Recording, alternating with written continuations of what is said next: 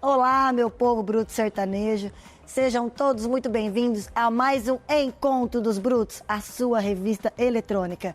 Eu e o Tato Silvério estamos com uma companhia mais que especial, né, Tato? Uma companhia de tirar o chapéu, chique do último, grande Marcelo Murta, amigo, irmão.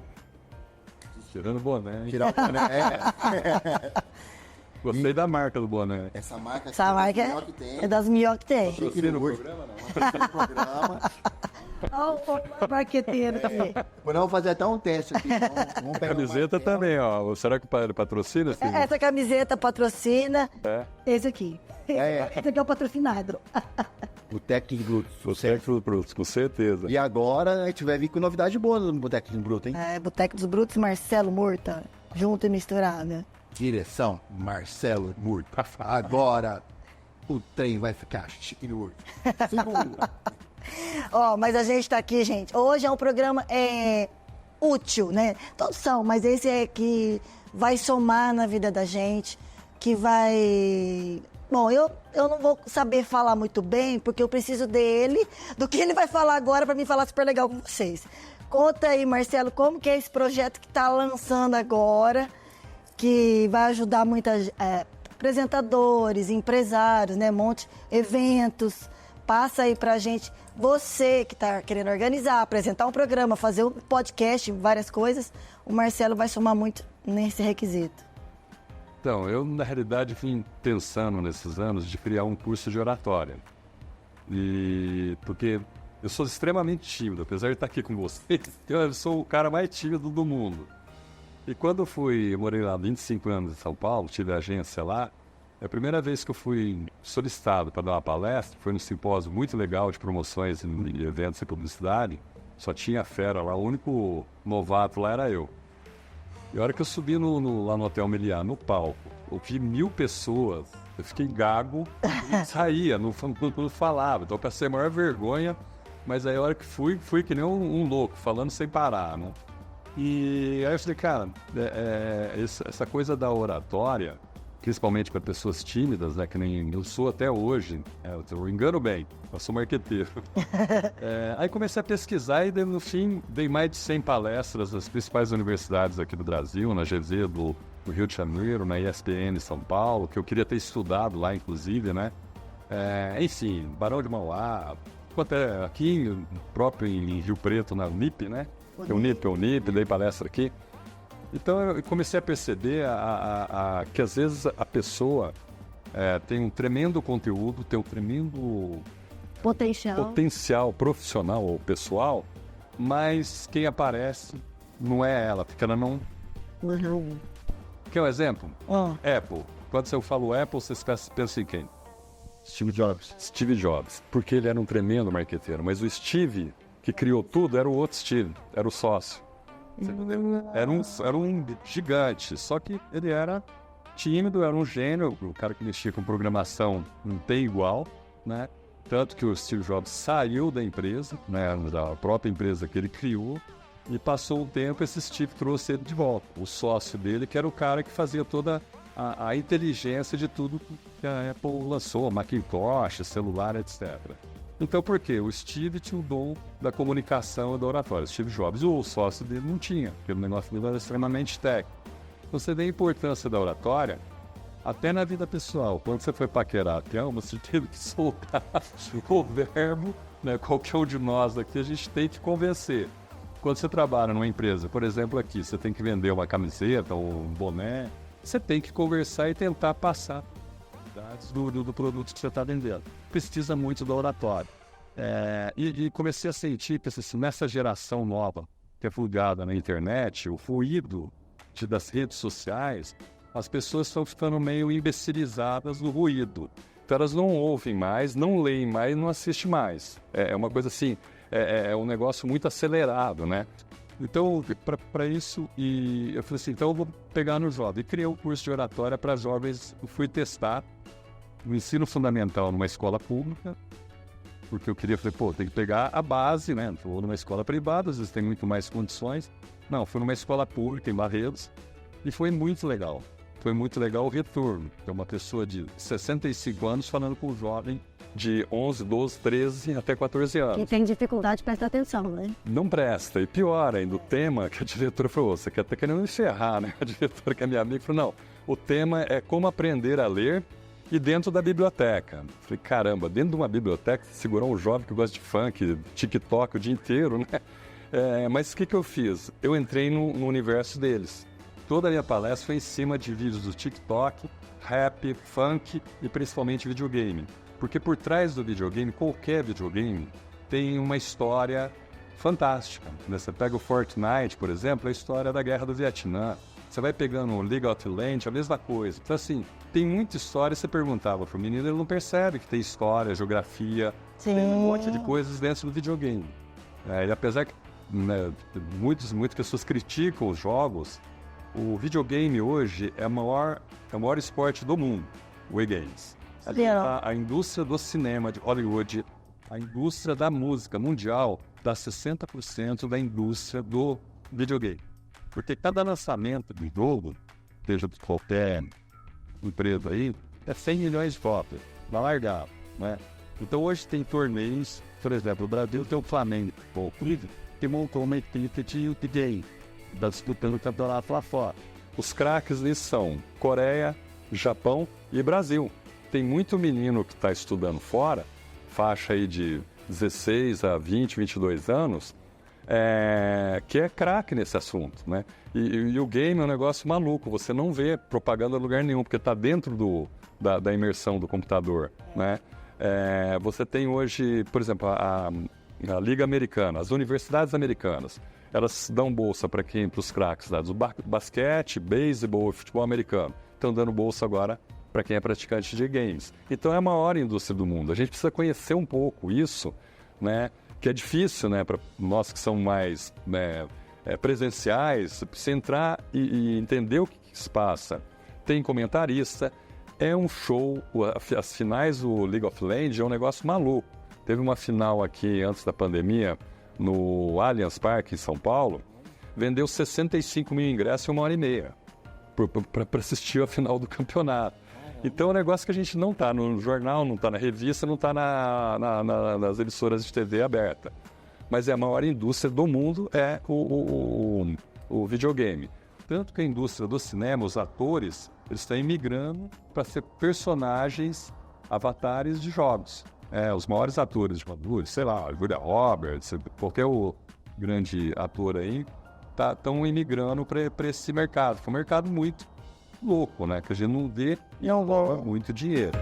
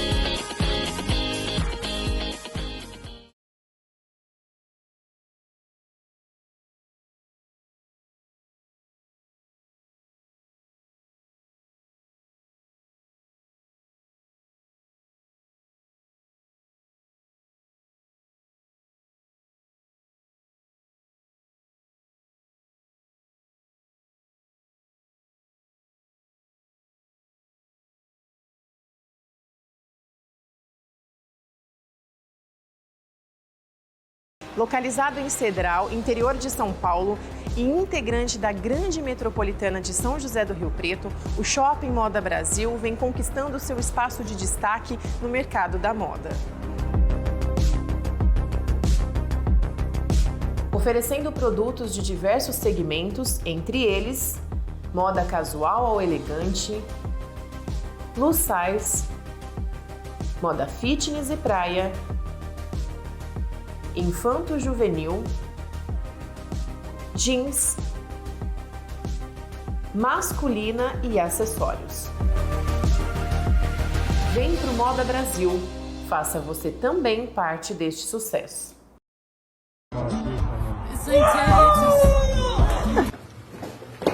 Aqui na New Calça, vamos conferir uma variedade enorme de calçado, masculino, feminino e infantil. Vem pra cá.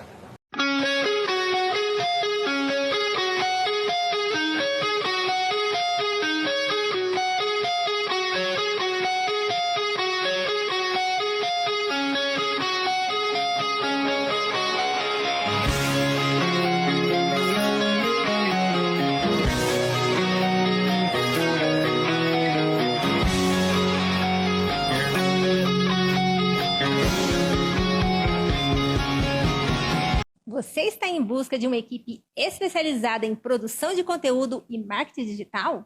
Conheça a opção Produtora Digital, a escolha certa para impulsionar a sua marca. Podemos levar o seu negócio para o próximo nível. E entre em contato através das redes sociais e o telefone 17 99681 9030. Vem para a opção! Vou te esquecer, pode escrever, mas escreve de lápis que eu posso me arrepender. Vou te esquecer, pode escrever, mas escreve de lápis que eu posso me arrepender. Eu passo uma borracha em volta.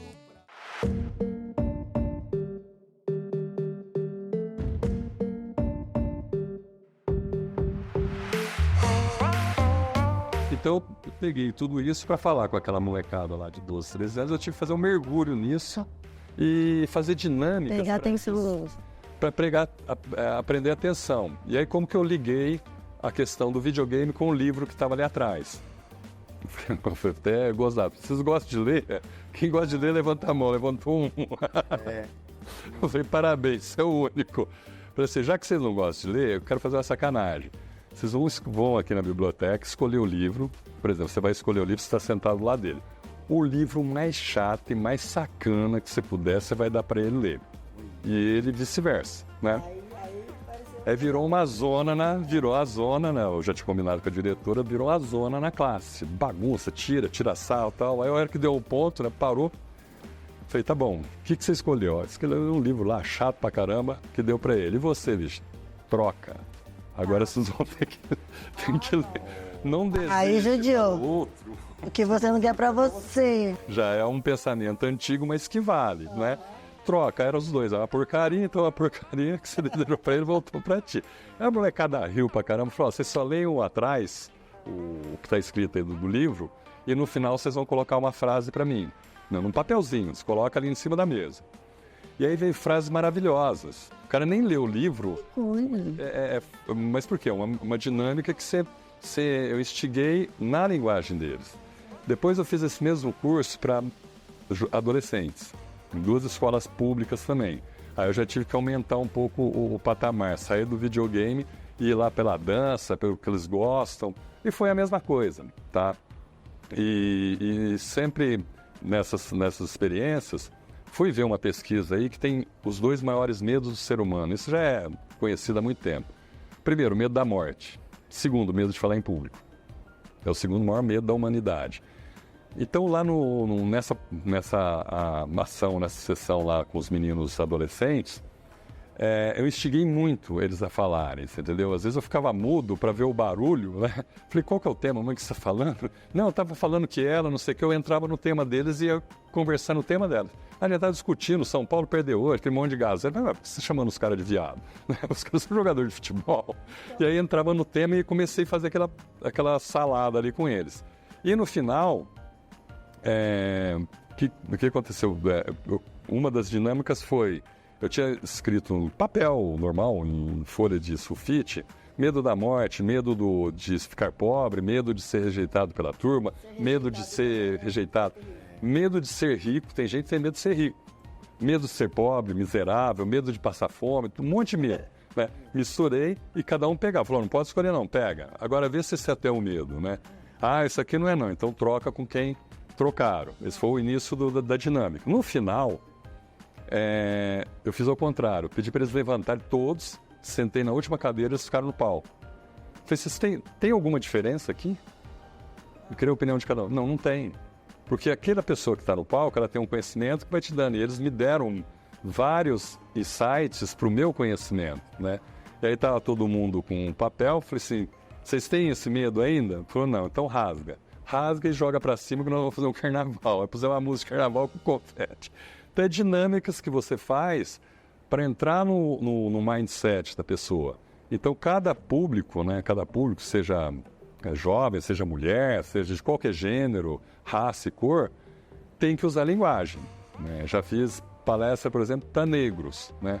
Então tem uma coisa muito sutil que é o racismo, que todo mundo às vezes esconde, finge que não tem, mas tem. Mas não tem que ficar falando muito naquilo.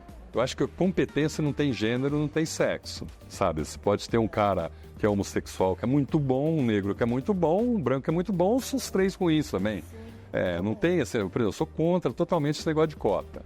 Cota, competência não tem sexo, não tem, concorda? Você pega lá, gênio do futebol, Pelé, gênio da Fórmula 1, branco, Ayrton Senna. Então, assim, você pega juiz bom, pega juiz que eu falo de advogado, direito negro bom, branco bom, e pega negro ruim e branco ruim também. Então, para mim, esse papagaio, esse mimimi que tem hoje, né, de mudar a nomenclatura, tem que chamar de afrodescendente. Pô, tem um padrinho de casamento meu é negro, chama ele de negrão. Vou chamar agora o meu afrodescendente.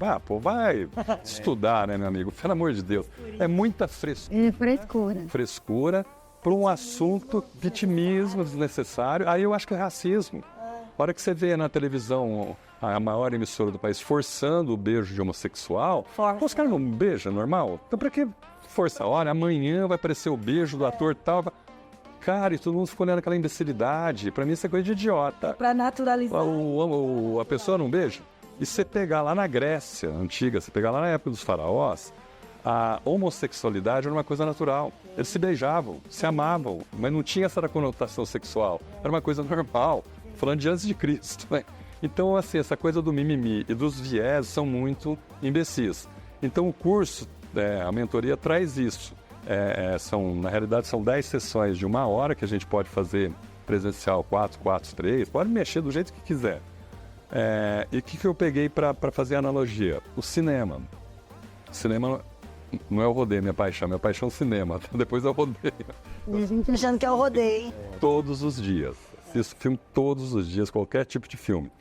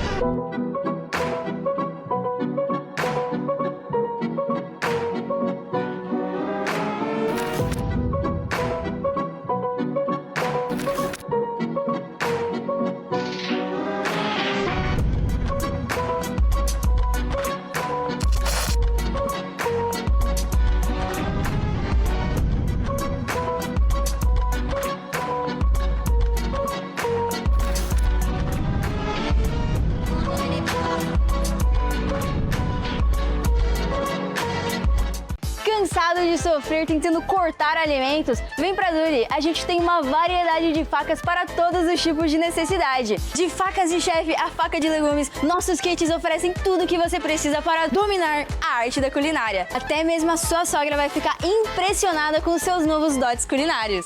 Faca do chefe R$ 31,99, tamanho 10. Faca inox R$ 21,99, tamanho 6. Faca Santoku com formato anatômico e corte preciso por R$ 16,99. Faca para legumes por R$ 9,49. Vem aproveitar essas promoções. Nós temos o atendimento mais rápido da região. Nada de esperar em filas. Não perca mais tempo. Venha já para Duli.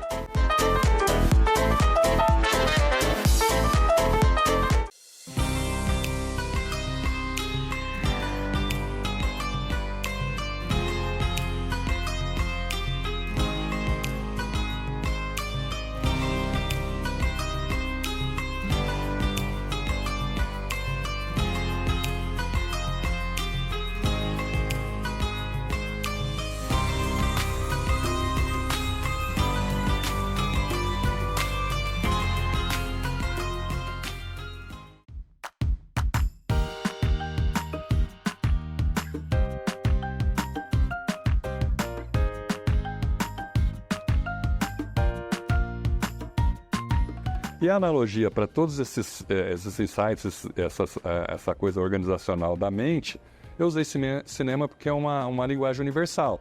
Se a gente fala de rodeio, é segmentado. Se eu falo de futebol, está segmentado no esporte, né? Apesar que o futebol tem no mundo todo. Então o cinema já qualquer pessoa assistir um filme, ou mesmo uma novela, hoje você pega na Netflix aquele monte de seriado lá, que não nada mais que as novelas antigas que o pessoal assistia da Band, SBT ou Globo, né? Então peguei o cinema, mas dá para adequar cada item dessa mentoria. Que eu falo? Primeiro, os meus fracassos. E chamar a atenção das pessoas que todo mundo, não tem um ser dos 8 bilhões que existem na Terra que não teve um mentor. Pode ter sido teu pai, teu amigo ou alguém que falou, cara, não faz isso aqui não, faz aquilo ali, você entendeu? Então no meu portfólio de mentores eu tenho mais ou menos uns 50, desde pessoas humildes que me ensinaram a humildade, desde pessoas extremamente tipo Vitor Oliva, que eu tive contato muito com ele, criou lá o Rock in Rio, Medina, trabalhei com o Alex Perissinotto, foi o maior publicitário do país. Esses caras me ajudaram muito na minha, tanto pessoalmente como profissionalmente. Fora os cursos de PNL que eu fiz, com Empretec, etc. Então eu sempre tive mentores e amigos meus. Tem um amigo que mora na Itália, ele na época de faculdade ele era o líder nosso, né? E ele mudou para a Itália e ficou por lá. Eu até dei uma mentoria para ele, que estava autoestima baixa, queria fazer umas coisas, não sabia e tal. Mas eu falei, cara, você foi meu mentor na faculdade, porque eu queria falar que nem você, eu era extremamente tímido. O apelido dele, inclusive, era Lula, porque foi naquela época que o Lula surgiu, em 89. E ele era assim, um cara extremamente cabeça aberta, né? Veio de uma família de baixa renda, morava em Pirituba, em São Paulo, e era um tremendo cara. E quando nós ganhamos a eleição no diretório, o diretório foi minha faculdade de eventos, né? Porque eu era um vagabundo na escola, eu fiz engenharia civil e fui para o diretório fazer eventos, fazer jornal, etc. O diretório, na época, em 76 a 77, foi mais ou menos isso, o diretório estava com uma dívida de 1,5 milhão. Tinha uns 20 processos lá em Barretos. E esse cara, além de ele formou um time, além dele ser um bom orador, ter negociação com prefeitura, etc., ele pagou essa dívida. Ele pagou essa dívida em menos de 2 anos. Então, também é um tremendo administrador. E nós éramos tudo louco, né? Tudo universitário, jogo universitário, mais ou menos. É tudo sonhador, maluco, bebia pra caramba e tal. Falei muito, né? Eu acho que querem contar. Não. 2 minutos, então continua. Vai perguntando. Falando nisso, já que falta 2 minutos, eu acho que é um assunto que a gente tem que fazer o 2. Exatamente. Fazer a semana que vem de novo para dar sequência, porque é muito importante. E eu vou fazer umas perguntas que eu acho que aí em casa vocês vão querer saber também. Então a gente vai dar sequência semana que vem. Por enquanto, hoje a gente vai se despedindo, né? Tá bom. E voltamos na semana que vem de novo com o Marcelo Murta, o homem do rodeio, que não gosta de sertaneja. Gosta? Não gosto de sertanejo bom. Ele gosta, polêmica. Música boa. Apreciador de música. Então, vamos voltar semana que vem. Um beijo e até.